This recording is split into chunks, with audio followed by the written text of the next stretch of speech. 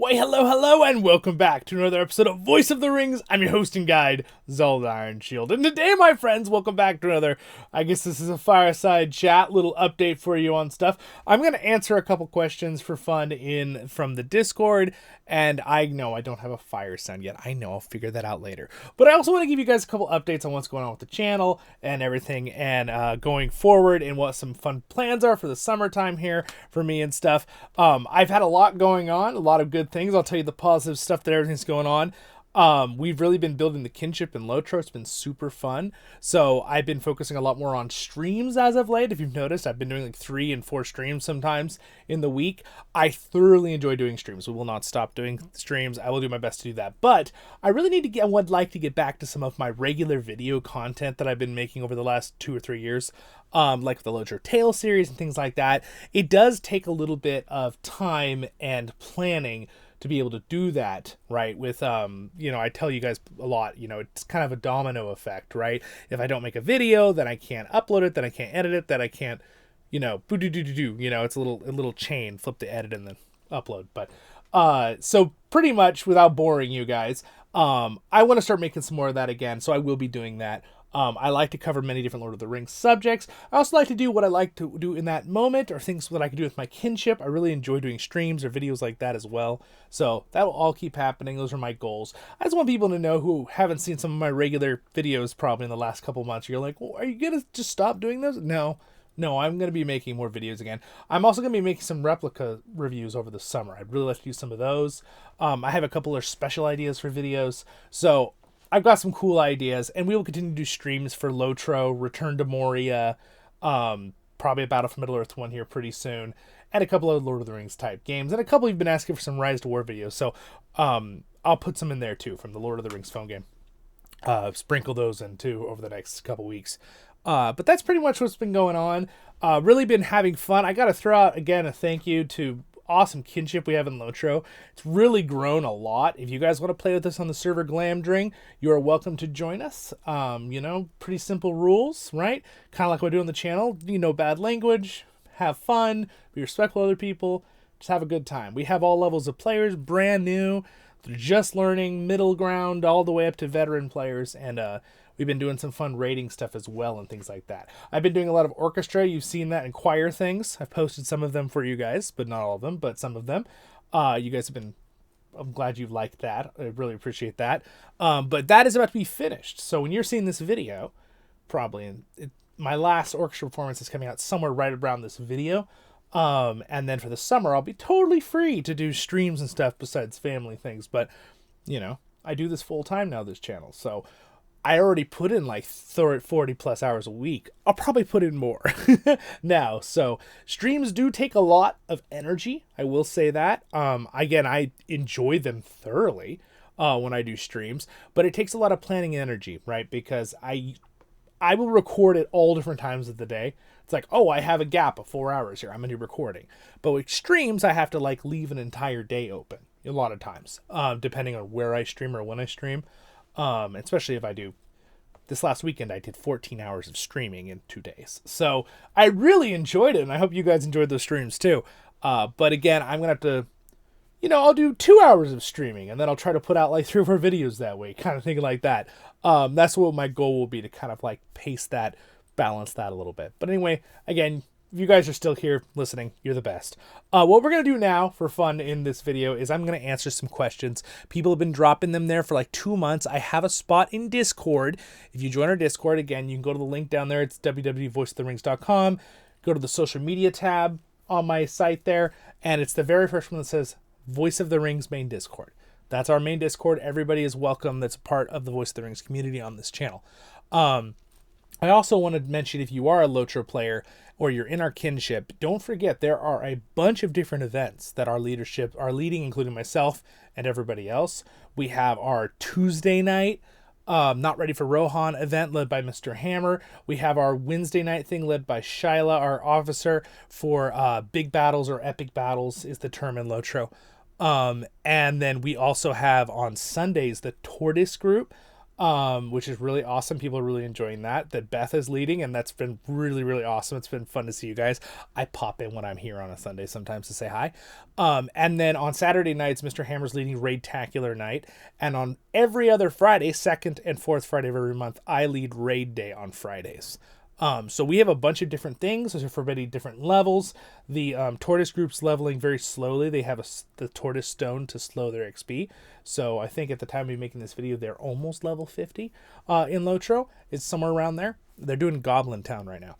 And then Mr. Hammer's group is not ready for Rohan. I think that's like just under 70 right now at the time of me making this video. If you're watching this video in a year, it's going to be different. So join our Discord, ask up, and they'll let you know.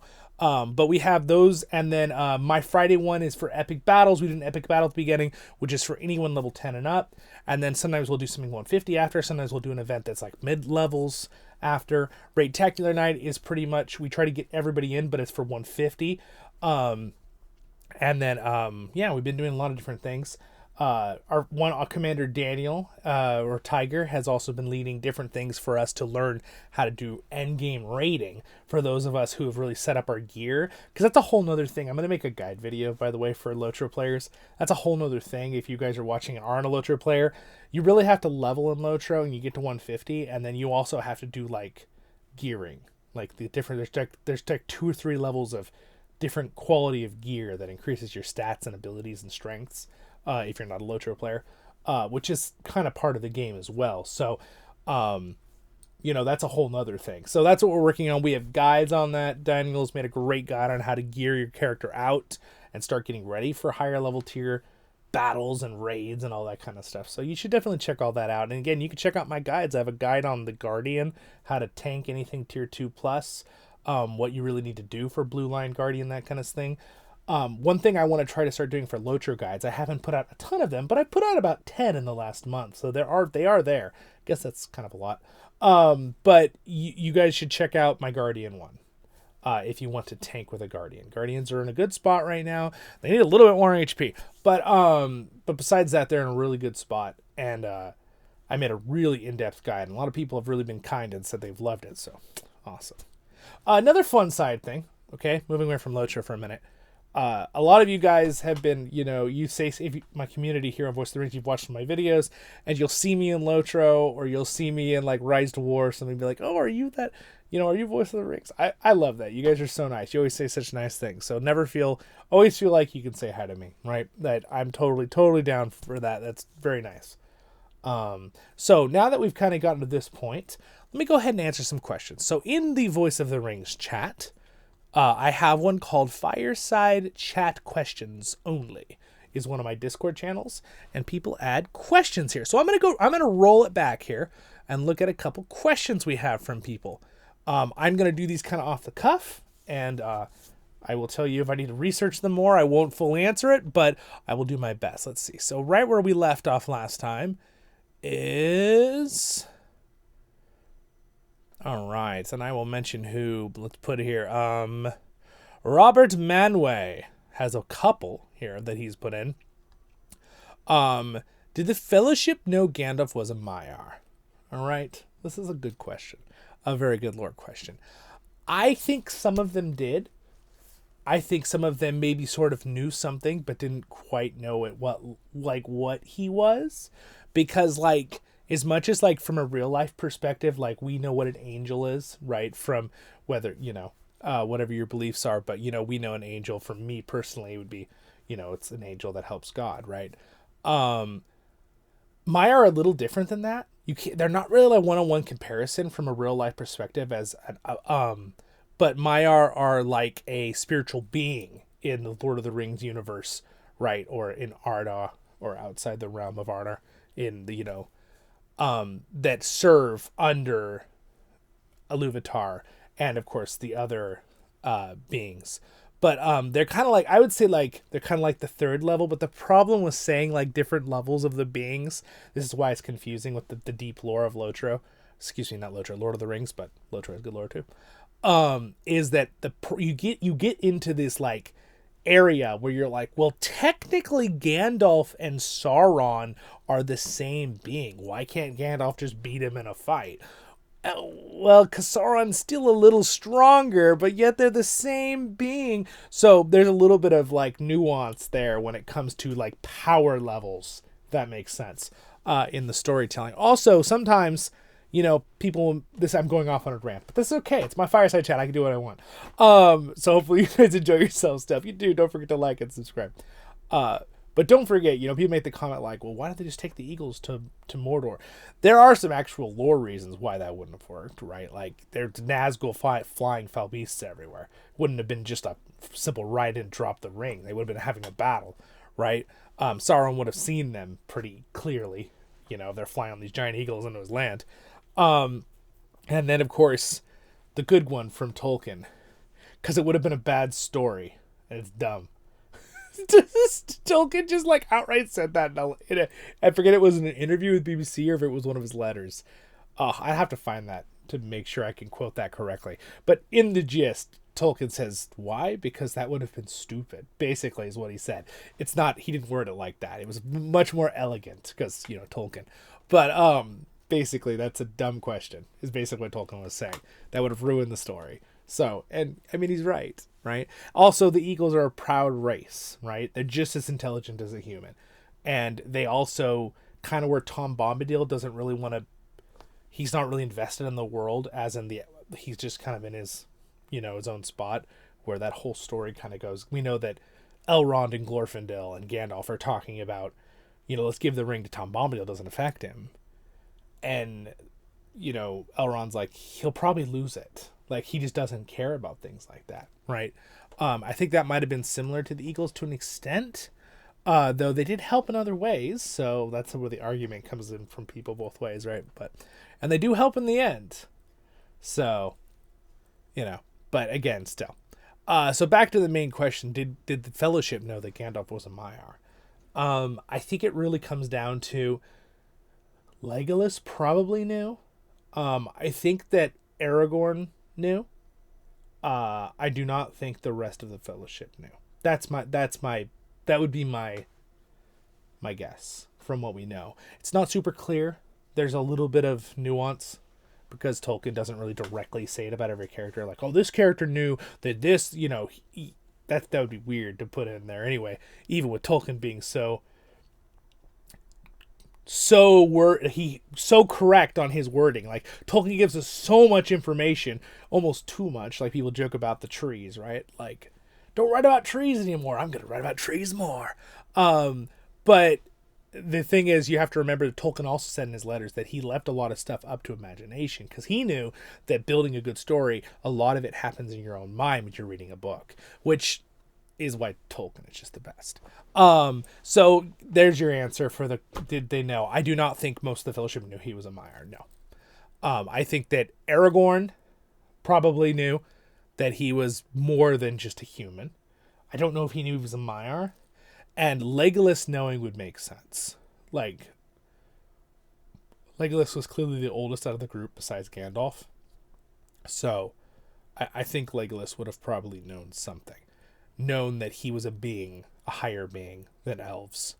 That's what I would assume. Now, did he directly know he's a Maiar? Again, it's kind of up in the air. What do you think? Read the book. All right, next question. Robert left another one. That's not a question. There we go. This one. All right. Would like to know more about Radagast the Brown. Why did he isolate himself? Why did he prefer animals over people for company? What were his travels like? Let's stick to why did he isolate himself. So all the Maiar, the five, or the Istari, I should say. So the Istari, if I say all the Maiar, you have hundreds in the story that were in the creation of the world. But let's say the Istari. The Istari are the five wizards, right? It is Gandalf, Saruman, Radagast, and the two blue wizards, which technically Tolkien named later, but we're not going to worry about them right now. They were sent in the world to help, right? To help deal with, kind of to be a counter support to the people of Middle-earth and the other races against the evil that came into the world with Sauron and Morgoth and everything. But the Radagast really came into the world as a he like started like getting more and more drawn away from humans and cared more and more about the animals. And I'm trying to remember if that's because I think he was sent. What did he serve? This is off the top of my head. I'm trying to remember. I think he served the god of nature. I forget her name. Okay, well, we could probably just Google this. But I could pull down my history, the lore book there. But let's just say, he really started to like, he had some troubles against the humans. He was drawn away from humans and all the other races, and he just wanted to help the animals. And unfortunately, it was kind of a failing, right? The only person that held true to their mission was really Gandalf in the end. Saruman, to an extent, Saruman was not evil early on. And I can't stress this enough, because the movie makes it seem like he was evil all along or something. Saruman was a good guy. He was absolutely, unequivocally a good guy for thousands of years, right? The Hobbit movies actually helped show that when he shows up to help save Galadriel and Dumbledore, right? In reality, they didn't show up late. They were all together. But that's okay. The movie, it was very dramatic, right? But they were good guys. But Gandalf's the only one that stays true to his mission, which is to help the peoples of Middle-earth. He helps the dwarves. He helps the hobbits. He helps the elves. He helps the humans, right? And he's also there to be an encouragement. He doesn't just take over and do stuff for them, right? And that was the thing. The Istari were supposed to be there to help encourage and support and give knowledge. They weren't really there to become rulers, which, you know, Saruman did start becoming a ruler, right? And then, of course, he goes real evil when he starts trying to find the ring. There, of course, was some jealousy, right, to Gandalf when the ring, right, was given to him from Círdan. The shipwright gave him the ring of Narsil. No, that's the sword. My brain is totally blanking right now. The ring of fire. Nenya, right? Is that the ring of air? All right, we're not gonna worry about it right now. But when he was given that ring by Círdan, right? That was one thing that was, you know, nice. I actually really liked how Círdan was, at least when you first meet him in the Rings of Power series. That was one thing that I was like, he looks just like Círdan. He's got just a little beard, which is the only elf in history that had a beard, according to Tolkien, right? It just doesn't happen otherwise. And he was, you know, he was cool. Some of his choices later was weird in that TV show, but the TV show is not very lore accurate. Let's just put it that way. It's a fan fiction. And we all know that. I've covered that very thoroughly on this channel. You can like that TV show. There's nothing wrong with liking that TV show. But again, you just have to realize that it's just not where Peter Jackson's adaptations were actually like adaptations of the original stuff with slight changes based on what they had to do to limit time, right? The Amazon series was like, here's the character name and location, and let's just write our own story. They didn't take any of the original content, right? Almost any of it. Like even like the rings, right? They made them out of order, right? The elven rings they make first. It's very clear in the story. Very, very clear. The elven rings were made last. It's like, and there's a reason for that in the story. But again, the original story has been totally turned on its head. It's not even the original story, right? It's a totally different thing. So that's why I call it a fan fiction. It gets to be fun. It's still locations of Middle-earth, but it doesn't hold true at all to the original lore. That's just the Amazon series. The Peter Jacksons are way closer to being, you know, they're a golden standard, in my opinion, in how you do an adaptation. You keep as much as possible, and then maybe make little adjustments for like time, right? Like you have to remove a character or give one character someone else's lines because you had to remove them from the story. They did that, right, with a couple of the characters. They switched around. Like they gave one Elrond's lines to Galadriel and blah, blah, blah. But it made sense, the line they switched.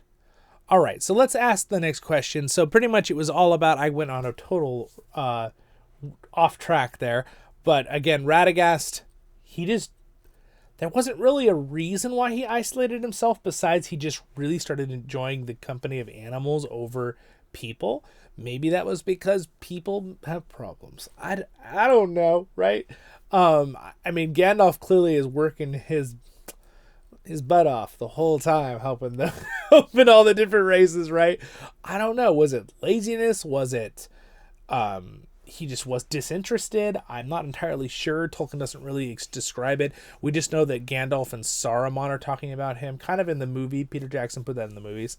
But he kind of just withdrew from the world and just wanted to help the animals only.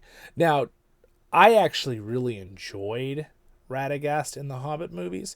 I did not like the poop down the side of his head. That was disgusting and unneeded. Sure, some people probably thought it was funny, but I was like, no, Radagast is not that, he's not that insane. He's clearly insane, but he's not that insane. But the way they had him like help the little hedgehog, some people didn't like that, some people did. I love that part. I think that was great. I liked seeing him. He's using some magic to basically pull the evil poison magic out of the hedgehog and save its life. I thought that was cool. That was really awesome. Because that's what he does. He protects and helps the animals. That's his thing. I also thought even the chase part, even it was totally not needed. But the whole part where he's like, these are Ruscabel rabbits. They won't catch me. It's like, what? it was just laughable. But yeah. So I think they dumbed him down a little too much in the movie.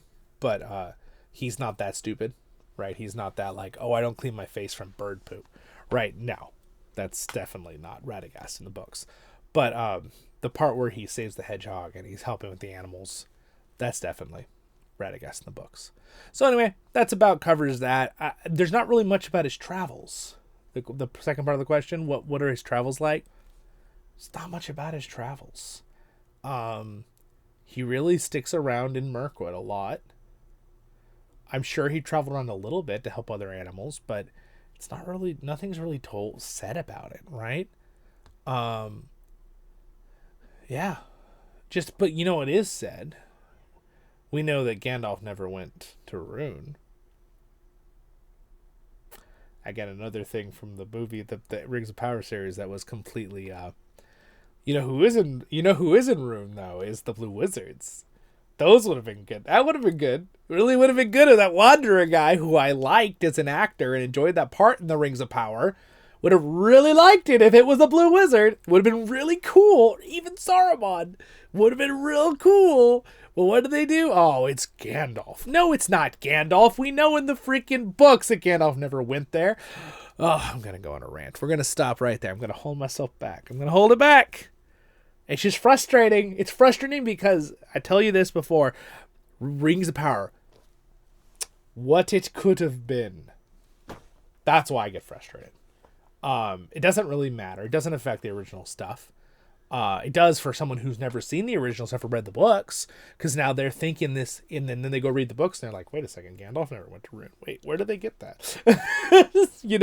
It confuses people. But besides that, and people be like, oh, well, they didn't directly say he didn't go to Rune. Pretty much, we know it was the Blue Wizards that went to Rune. That was the whole thing. Gandalf never really went to the east. He was helping the west areas. So, anyway, moving on. So, next question. Robert had another question. Do you think Gollum would have returned as Smeagol if he lived? And if he stayed away from the ring long enough, could he have restored both mentally and physically? It's a good question. My personal perspective and feeling on that from what I've read in the books, I sadly don't think so. I think that he was too far gone. Could he have been saved if he chose it? Yes. Now I'm going to do a little bit of a deep dive here, okay, without going too deep. We need to talk a little bit about the connection here, because I think there is a parallel, even though Tolkien was very clear he didn't want to make things be total analogies, right? He didn't want everything to be an analogy to like his Christian beliefs, right, in God and everything. He made that very clear. So, but there are things he also talked about in his letters that were, he even said, probably influenced, right, into his writing of his fantasy from reality. So we have to realize that Smeagol, would he have been Smeagol again? I'm assuming you mean if the ring had been destroyed.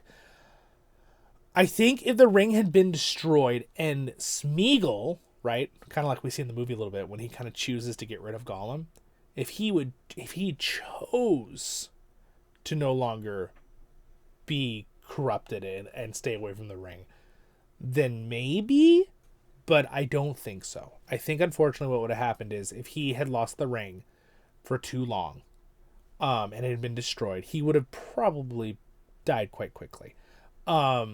Just physically. Mentally, he might have had a mental breakdown. He already was pretty much had mental breakdowns, right? He was Gollum.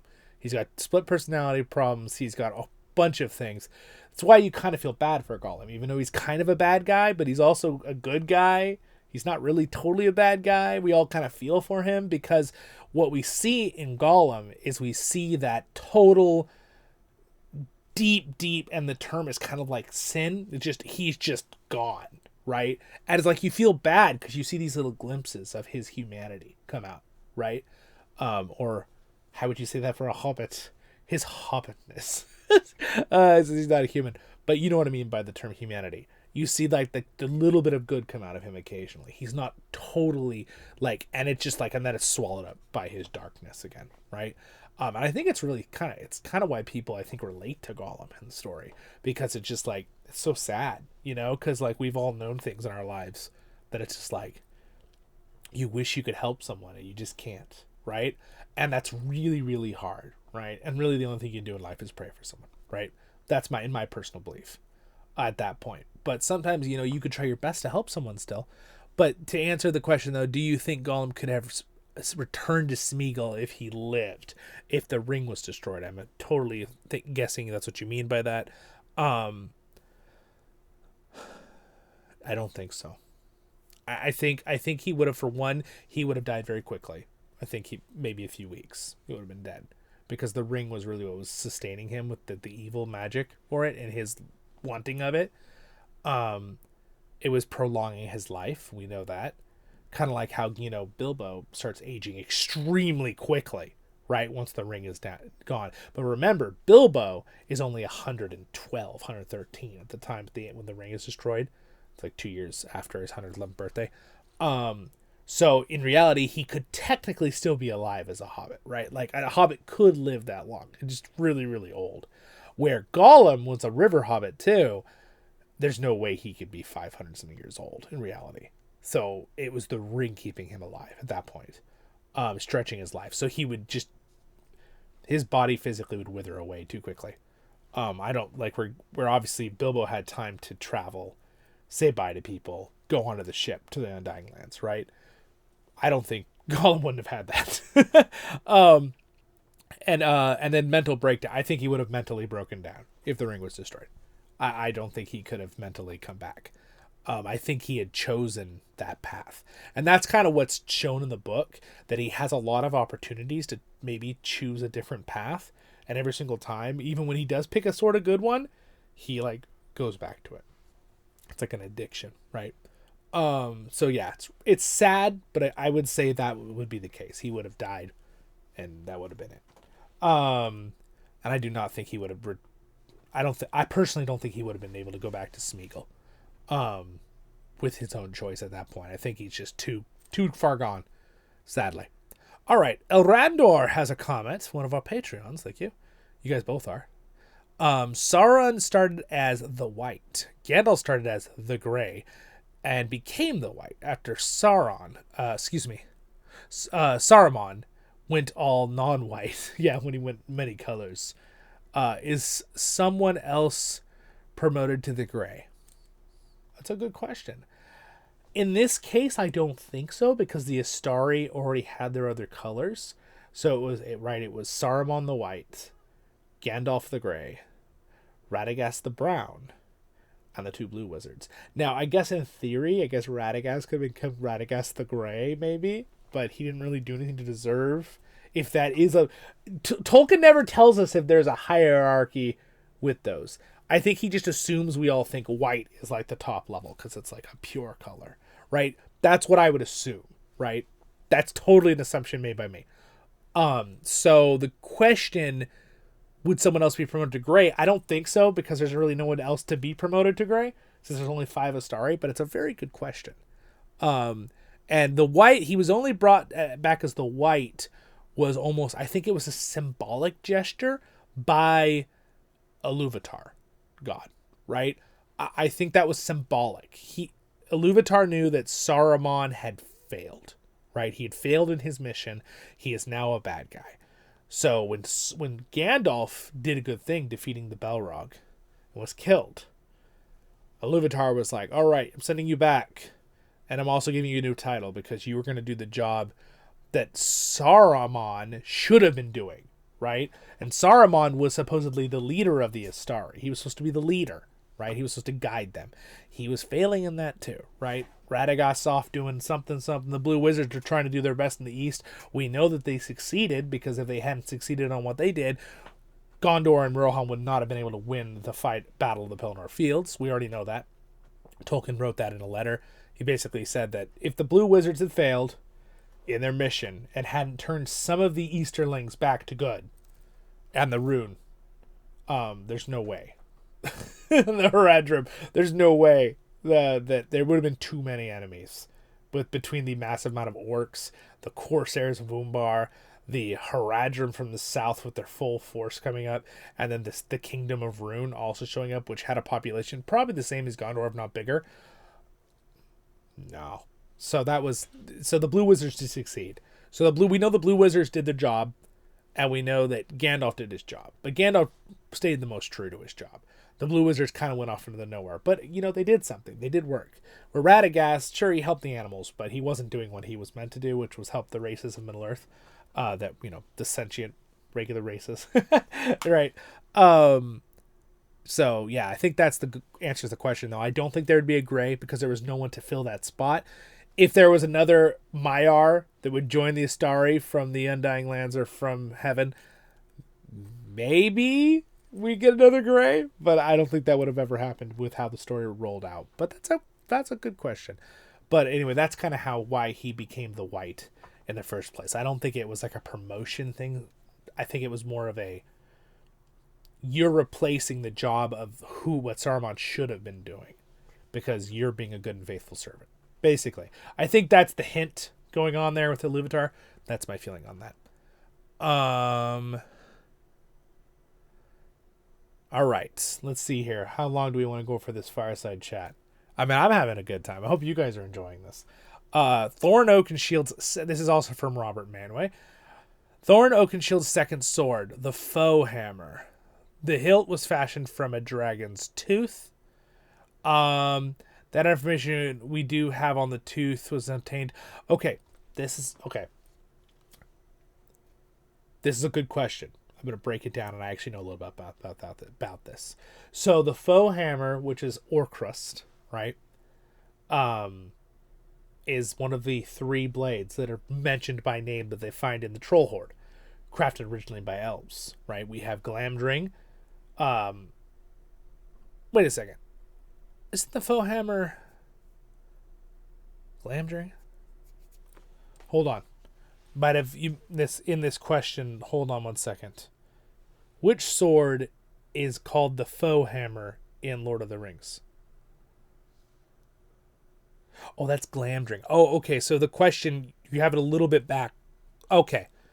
So that's okay. I will correct this. So you're asking if Thorin's second sword, the Foe Hammer, that was actually Gandalf's sword. So, but you are correct that Orcrust is the one that was Thorin's that had the tooth of the dragon. All right, so let me break this down from this question. I already read the question, but let me just break it down. You say Thorin's second sword, the Foe Hammer. It's not the Foe Hammer, so let's throw that one out there because the Foe Hammer is actually Glamdring. It's this one right here. It's Gandalf's sword. So it's its nickname. Where Sting was the nickname he gave to his little sword, right? The Foe Hammer. And then the other one, though, I think Orcrust did have a nickname. Did the sword Orcrust have a nickname in Lord of the Rings? Let's see. Sting. Biter. Orcrest was Biter. So so Biter was the one. It's the nickname for that. That's okay. That's a common thing to get. So so we have that. So we'll talk about Biter or Orcrest because it's the question with the dragon's tooth. That is purely a movie aesthetic thing. I do not think in the books it was ever mentioned that the hilt was made from a dragon's tooth. So the follow-up of the rest of your question of where did they obtain the hunter, who was of the dragon, where they get the tooth, that's all up to your imagination because that was a movie thing in the Hobbit movie to put the tooth on it, which by the way, it looks amazing on Orcrest. But I don't think it was said in the books that it had a tooth for a hilt. I could be wrong. I should double check that later, but I'm 99% sure it didn't say that. But I do know that my book about Orcrest says that when they made it for the movie, that was supposed to be a tooth of a dragon. So your question is still valid on it's a dragon's tooth, but we don't have information of what dragon. I think they just assume a dragon. Now remember, they killed many, many dragons back in the first and second age when Morgoth was starting to make a bunch of them. And lots of them were more of a worm dragon, meaning they didn't have wings. They kind of like just had legs, right? Like big lizards. So that could be where they got it. The elves back then when they created the sword. So that's where you could have fun doing the storytelling in your own mind, right? With that. So that's probably where I would guess they got it. Probably one of those worms or dragons. But yeah, good question. Let's see. Were there even any dwarves in Middle-earth that strayed away from their kin, disloyal, and lived different lives than most dwarves? Who were they? What was their life like? And did they have a dark side or impulse desires? That's what Robert Manway says. Okay, yes. The answer is yes. We know that there were some dwarves that served Sauron in the Battle of the Last Alliance. We also know there were dwarves on the good side, which are not shown in the movie. It still makes me sad. We do know that dwarves joined in for the Last Alliance. Because in the movie they go the Last Alliance of elves and men. And dwarves, thank you very much. Still bugs me.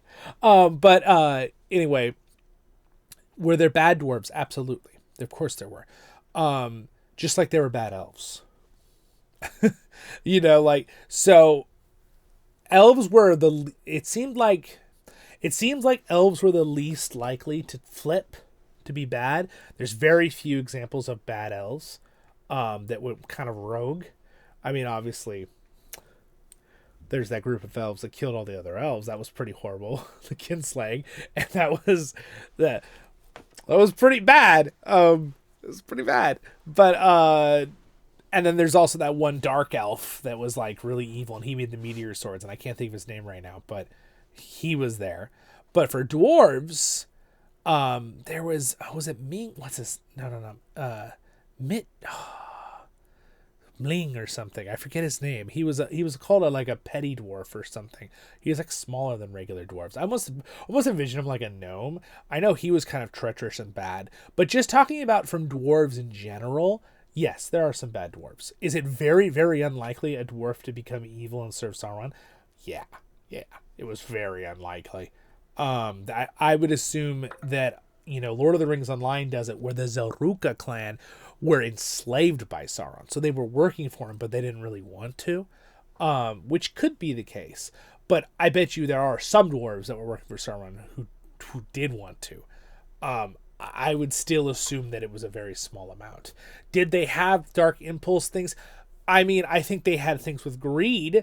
I don't think dwarves were really inclined to go evil like humans were. Humans were so easily tempted compared to dwarves and elves. Dwarves are very stubborn, and usually that stubbornness was more of a good thing than a bad thing, because usually it was stubborn as in, I'm not going to be evil. What gave it away from me? I'm going to keep my treasure, right? That the dwarves were a little bit more like that when it came to just, you can kind of see that with the rings of power, right? The dwarves were given rings of power. He's hoping he's going to control them. It doesn't work. It fails. He's a little bit disappointed. But then dragons get drawn to the dwarves because their rings of power help them get more gold. So the dwarves all start getting kind of wiped out because dragons are attacking them. So Sauron's like, win-win. So that's kind of, but it kind of gives us an insight to their dark impulses. Even with Rings of Power, they're supposed to take their dark side and control them. It didn't work out, right? So, yeah. That's a good question. So I think that answers that mostly. We know that all evil beings of Middle-earth died when the ring was destroyed. But what about heaven or other worlds? Does Tolkien give any indications that evil lords or creatures will roam in the otherworldly places? Robert Manway. Oh, this is a big question. So for one, you say that we know that all evil beings died when the ring was destroyed. That's not really fully true. Lots of them survived. We know this because we know orcs were hunted for many years after. They kind of turned into their own little tribal animal sets, because orcs in Middle Earth are very animalistic, as in they have the intelligence to talk and stuff, but they're very evil, and they just want to kill things and eat, and they don't have that same level, right? They're not. I did a lore video on this. They are not orcs that we see in D&D or World of Warcraft. Those orcs are just another race of people. They choose good, they choose bad. They maybe are a little bit more war tendencies, but they're not all evil. There's lots of them wouldn't kill a child. They would help them, right? In those stories. In LOTRO, Lord of the Rings, however, orcs are very clearly evil beings. They're just evil in general. They don't have this concept of, oh, should I do this or should I not? It's oh, let me kill this thing, Oh, innocent, farm family, slaughter, devour, right? They're evil, all right? That's all. I don't want to go into more than that, but they're evil. So that's one thing. But you also said, were there evil things in the heavens, like in space in the realm above? I don't believe so. Not on Illuminator's realm. There was, however, later that they're going to kind of toss them all into the great, I can't think of it. It's kind of like Middle-earth Revelations. Ilúvatar is going to get rid of Morgoth and everybody. Revelations mean compared to the Bible, biblical, Christian Judaism story, right? Or, in my opinion, history or future. But anyway, moving on. Does Tolkien give any indication that evil lords or creatures still roam in the world, in otherworldly places? So, no with the space, but yes in Middle-earth. There are still problems. But the big issue, the daunting issue of basically the world being taken over by Sauron is out of the way. There's probably still dragons around, little tiny ones, worm-sized dragons? Yes. We know that Smaug was the last real big dragon, so they don't have anything like that level, but, they might have a dragon the size of an elephant around still. That would still be scary. Are there still spiders that they had to annihilate? Yes. Shelob didn't get killed. Just saying. So Shelob would have had to been taken care of, because I'm sure she would have gone on to, brooding. Were there still problems in Harad with different evil leaders that wanted to keep power and maybe use Sauron's influence? Well, LOTRO goes into that. But even without LOTRO, yes, absolutely. There would still been evil kingdoms. Maybe not all of them. Maybe some of them would have started turning good over time. LOTRO goes into that too, the game very well. So yes, there still would have been evil after Sauron was defeated. It just got rid of the big bad that was they couldn't have won without destroying the ring and getting rid of Sauron. So they would have slowly lost. That's one thing a lot of people don't understand too. They feel like in the movies they make it look like Gondor is just about to fall, and they had to have Rohan. Gondor was very, very strong still. It was a very big country still. It was not down to one last stand fortress like it was in the movie. Even though in the movie it's fantastic the way they did it. It made it feel really good for the movie and all that stuff. But we know that it would have been many, many years until Sauron could have actually taken them out. But the timing of that one battle probably would have taken out most of Gondor, because it would have taken Minas Tirith, it would have taken the leadership, and it would have been only a matter of time until all the rest of Gondor was taken. The other cities and parts of the kingdom. let's see here. I'm gonna have to finish this up here. We're gonna keep this in under an hour. That's the goal. So I'm gonna do rapid fire for these last few here. What happened to the Nameless? Robert, you left a bunch of these questions. I appreciate it. Rob, what happened to the nameless beings of Middle-earth after Sauron was destroyed? They were still around. They had no link to Sauron. So that's another monster they would have had to deal with. Maybe they would have just stayed under the ground forever. You know? Probably the dwarves would have had to handle them, though, because we know the dwarves retake Moria. Tolkien says they do go back and retake Moria sooner or later. Yeah. What do you think we'll see the Nameless in the upcoming The Hunt for Gollum movie by Peter Jackson? Good. Yeah. They could do it when Aragorn's looking for Gollum in Moria. Be a cool scene, maybe to have him just hide while a nameless thing goes by, or he fights one of them. I don't know. I mean, all I know is if they do it, it better be terrifying. It better be the most creepy, horrible alien level monster you've ever seen, because that's what they are. They're bad. All I know is Gandalf was not wanting to run into one of them. He literally said, I was glad I was fighting the Balrog because the Nameless stayed away. It's like, oh gosh. So clearly not Nameless that would have interfered with that fight, I guess, that saw. If Aragorn, Gandalf made a comment that they were watching in the darkness, though. So they're like, who's going to win? And the other one will kill. Robert's next question was, if Aragorn had the gift of foresight and knew something... Aragorn, or are you talking about Elrond? Tragic would happen in Moria. Why didn't they say anything to the Fellowship, or at least Gandalf? So Aragorn, I don't believe, had foresight, but I think you're probably talking about Elrond, because Elrond did have a type of foresight. I don't think it gave him the ability to just think about any time or scenario and find something out. Yeah, I don't think Elrond had the ability to just be like, I want to look at this time, this spot, this location. I don't think it was that kind of level of foresight. I don't think he was like superhero power, right?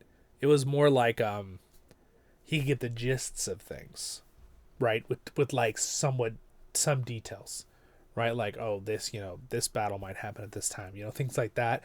That's what I feel and remember. That's a hard one because there's not a whole lot of information on that question, but I'm pretty sure he would have warned them if he knew anything about Moria. I don't think he did, with his ability of foresight.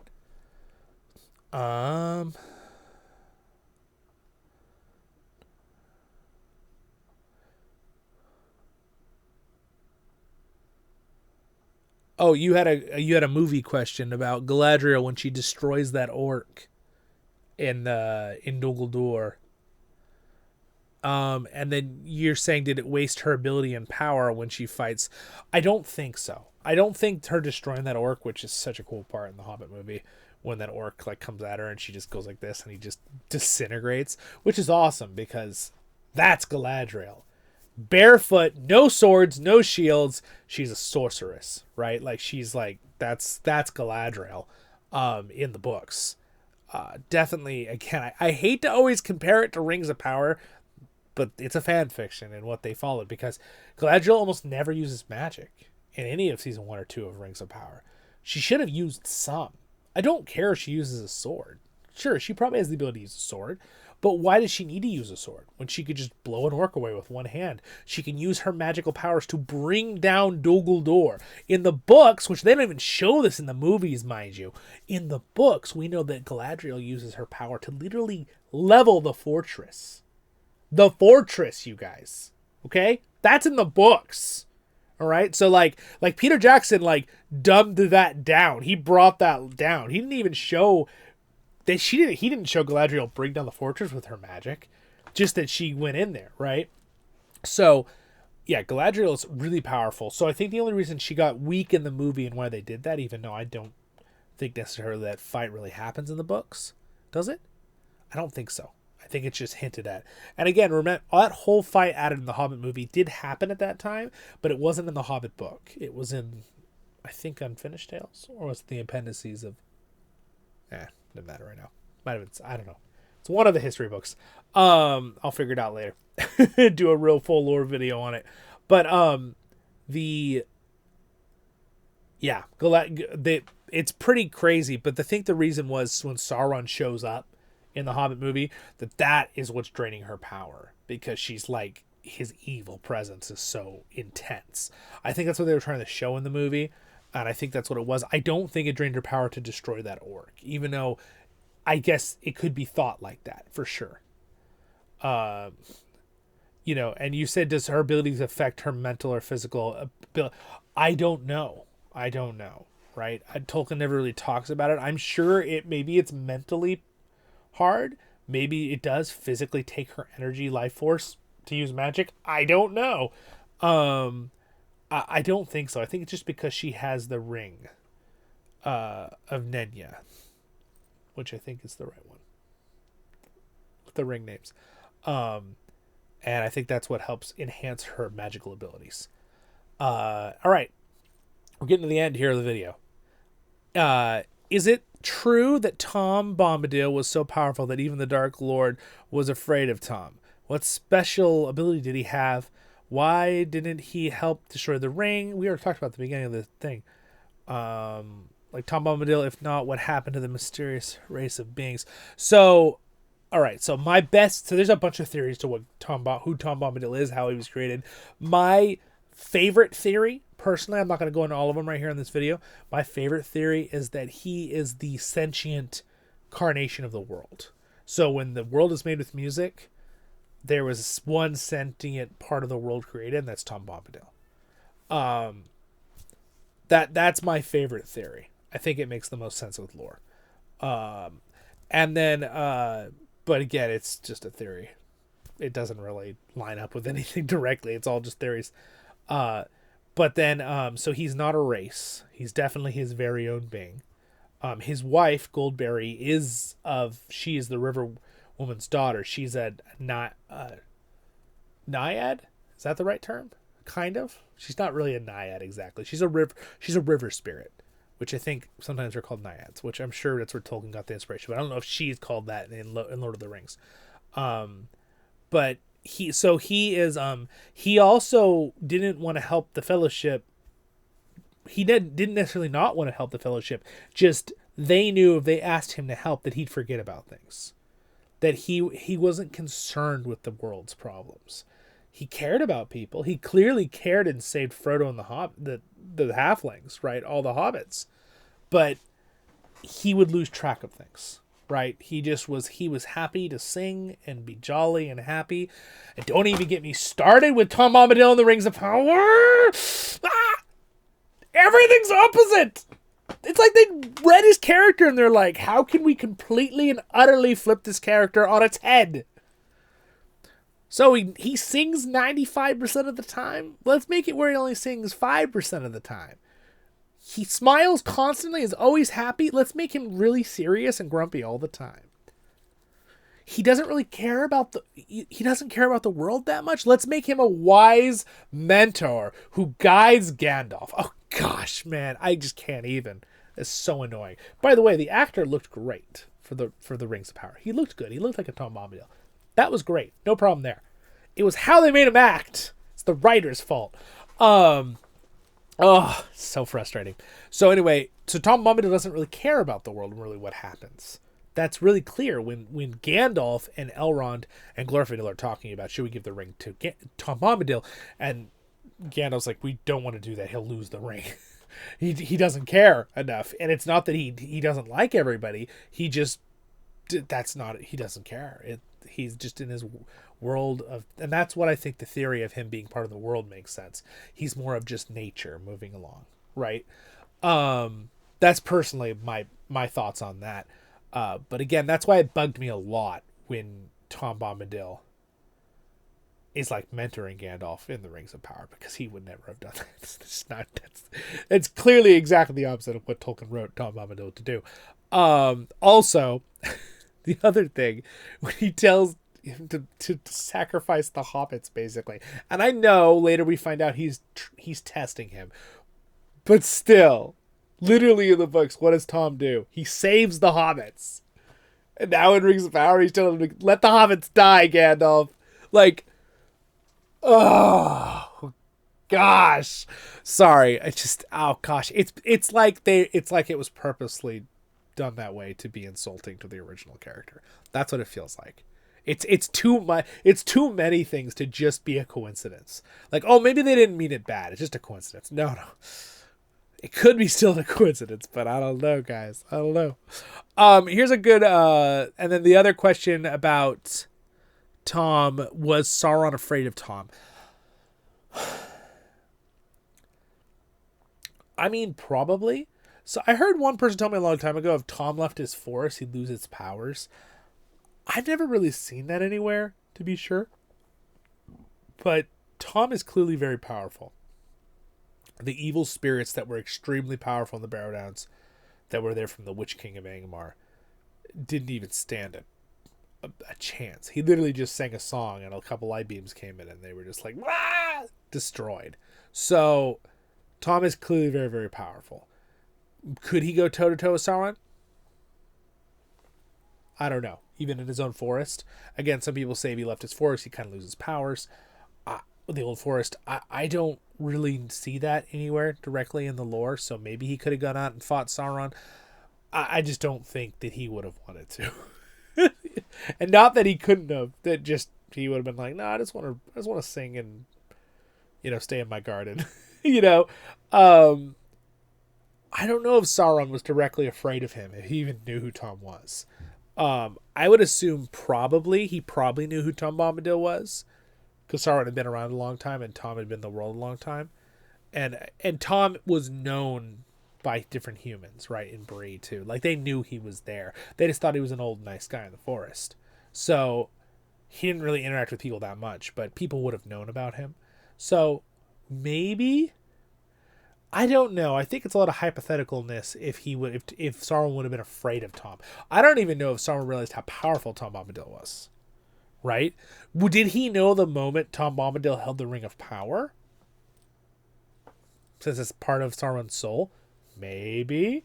Maybe that's when he tempted Tom, and Tom didn't get tempted at all, and Sauron was like, oh, who's this guy? Right? Because he's so powerful and he didn't get affected. The whole point of the ring is that it builds off the stronger you are, the more powerful you are, the more it works on you. So the fact that Tom is such an extremely powerful being and yet didn't even get phased by the ring. The ring should have had more power on Tom than any other character in the story. And it doesn't. And that's probably because Tom doesn't have desires that the ring uses to control.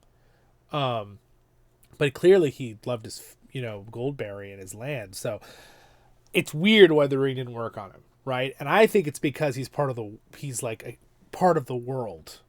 So he's not really a being that the ring could work on. I don't know. Anyway, that answers those questions. Shyla has left a question here. Since the race of elves and men were both children of Iluvatar, why did the race of elves fade away during the Fourth Age? Why couldn't they live in harmony with each other, more or less, like they did in the previous ages? So, it's a good question. A lot of people don't realize this, but a lot of the Mirkwood elves, I don't think, left. I think that a lot of the elves did stay for hundreds of years after. I don't think they all left. I think most of the elves that originated from descendants of the people that came from the Undying Lands wanted to go back to Valinor. So I think that Tolkien was basically saying too that the elves realized it was time for them to kind of go back to being with the gods and stuff and like leave Middle Earth. But I definitely think there were many elves, many hundreds and hundreds of years into the Fourth Age. Did they slowly die out? Yes. Elves still do have, Tolkien does describe the elves' reproductiveness of having more elf children is a lot of work and energy, of their life force. It's different than how humans have children. So it actually physically takes magical energy power. It's a really dumbed down, stupid way of saying it, but that's kind of what my friend Matt, Nerd of the Rings, did a really cool video on that if you want to watch it. I really liked how he covered it. It made a lot of sense. But maybe they just slowly didn't have children and, more of them left slowly over time and they dwindled away in that way, right? That's another thing. People are always like, oh, the dwarves all dwindled away. They're all gone. The dwarves were probably there for a few thousand years after. Like, the thing is, a lot of the dwarves went into their mountains and kind of stayed in their mountains. And they also slowly dwindled away, right? In the story. But Tolkien never directly says... He said it's the time of men. The movies are the ones that give us the false opinion that... not opinion, but the false narrative almost that there are no elves later and there are no dwarves later and it's just the time of men and then hobbits were around. That's not actually totally true. The Tolkien never says the dwarves completely. He just said their numbers dwindled and they lived in the mountains. He never said and then they went extinct. He never said those words after. And I've said that to other people. They're like, "Oh, you're right." And I'm like, "Yeah, I know." So, why do we have dwarves today? No, I'm just kidding. That's a whole nother thing. The whole theory of, is our world is supposed to be like the fantasy of Middle Earth. I would actually argue it's not. Some people like that theory. Some people don't like that theory that our world is Middle Earth in the past. The reason why is that I think Tolkien left it up to your imagination. If you want Middle Earth to be our world way in the past, more power to you. If you don't want it to be, and you want it to be a different world, more power to you. I think that's kind of what Tolkien hints at, because when C.S. Lewis asked Tolkien, hey, I have this world, you guys all know Narnia, right? With the Magician's Nephew, and there's those pools that go to different universes and planets, right? Different dimensions and universes and everything. C.S. Lewis asks, do you think we could reach Middle Earth through one of the portals from our world? Tolkien says, yeah, sure. That would be fun, right? Which implies that Middle Earth is not our Earth in the past, right? If Tolkien's response to C.S. Lewis was that would imply that, right? But Tolkien also mentions that maybe our world's the 7th age of Middle Earth. So clearly he had both fun theories in his mind. He never solidly said yes or nay or yay on either of those theories. That's another theory we're just jumping into. But anyway, we'll go ahead and we'll finish it up here. But that's a great question about the elves. So why didn't they just stay around? I think some did. I think a lot left over time because they just wanted to go be with their own kind in the Undying Lands, and they felt like it was time to let humans, lead the future of things in Middle Earth. But I bet you there were still elves that stayed around. But there were, hundreds of thousands of elves. Maybe there was 100 in total, right? Later, we know Círdan leaves last with the last of the elf ships. So when he leaves, that's the last ship. So the question would be, were there still elves in Middle Earth when he leaves, right? That means no one else is going across because Círdan was going to be the last one to go across. Some people would argue, well, that means all the elves are gone. I don't think so. I think some elves decided they're just going to stay in Middle Earth for the rest of their lives, right? Now, granted, does that mean, do they lose their immortality somehow once things are drawn away? Like, I don't know. I don't think so. They definitely didn't need no mithril to survive, I tell you that. Not going to that again. No more Rings of Power today. From the Amazon series, I should say. I love the term Rings of Power. That's Tolkien's term, by the way. He made that up. Amazon's the one that took that name. So, yeah, that's a good question. I personally, my belief is there were absolutely elves that stayed and dwarves that stayed. They were very few. I think most of the elves left when Círdan was the last ship, and there weren't any more elves going across. Maybe there was a couple left in Middle Earth who maybe died out. Things happen thousands of years, right? Even if they had immortality, they could still die. And if they did die, then they would go to the halls of Mandos and probably be reincarnated, which is their heaven in the Undying Lands, right? So, yeah. Those are my feelings on that. I absolutely do think there have been dwarves and elves still later, in many hundreds and hundreds of years in the Fourth Age, if not thousands. That's just my feeling on it. And if people argued that it was our world in the past, then we still had dwarves and elves today. And some people would argue they've seen an elf and a dwarf. So you could take that how you want. All right. Well, there we go. We've covered that pretty thoroughly. And that was kind of fun. Anyway, thank you guys for watching this video today. That was super fun. I will be working on more videos. And that's the goal. That's the goal. Thank you to my wonderful patrons for their support. I do this channel full time. So, you know, we got lots more coming. Thank you for their support. Reb, Elraandor, Angus, Royal Guards, everybody else who supports the channel. And thank you guys for liking and subscribing. And it is free still to do that. All right. And leave a comment if you want. Share the video. Join our Discord. See you in the next ones. I'm at your service and your families. And this has been a Fireside Chat with Voice of the Rings, your hosting guide as always. Stay happy, my friends. I'll see you in the next episodes of Voice of the Rings. I've got lots of videos coming out for you guys in the next couple months. And streams. We'll have lots of fun. See you then. Lord of the Rings forever.